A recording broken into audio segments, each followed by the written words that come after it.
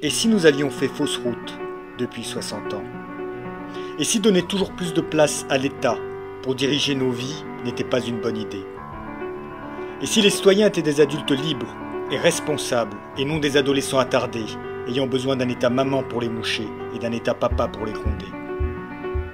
Et si multiplier le nombre d'élus et de bureaucrates pour nous ausculter, pour nous infantiliser, pour nous piller, pour nous commander, ne nous rendait pas plus prospères ou plus généreux?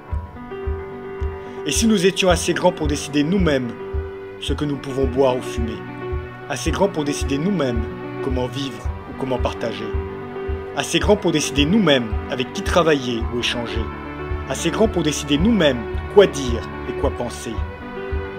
Et si donner de plus en plus de ressources à l'État pour qu'il s'occupe à notre place de nos soins, de notre retraite, de notre culture, de notre logement ou de notre agriculture était une erreur?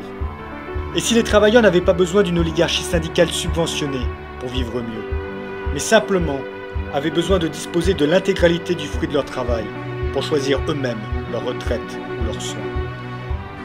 Et si davantage d'État n'aidait pas les pauvres, mais aidait l'État?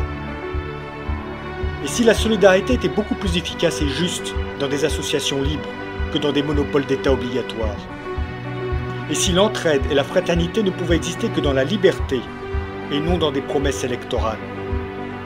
Et si le meilleur remède à la pauvreté ou au chômage n'était pas dans plus de redistribution, mais dans plus de prospérité?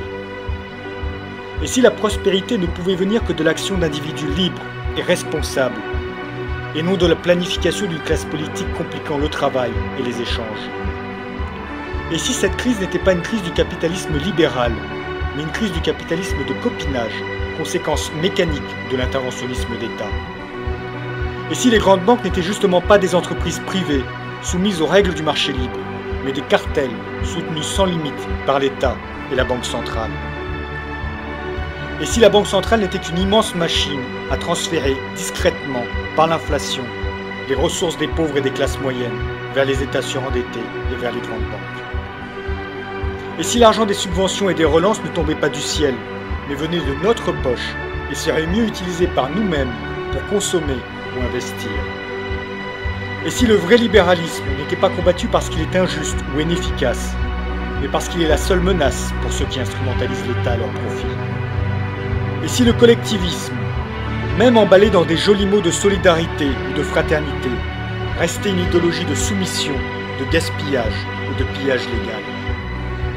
Et si en sacrifiant notre liberté et notre propriété au profit de l'État, nous n'avions rien gagné en sécurité ou en fraternité? Et si la liberté individuelle, la responsabilité individuelle et la propriété individuelle, sous le règne du droit, étaient la source de notre prospérité et le socle d'une société harmonieuse? Et si nous avions fait fausse route depuis 60 ans en négligeant chaque jour davantage ces principes fondamentaux? Et si nous avions fait fausse route depuis 60 ans?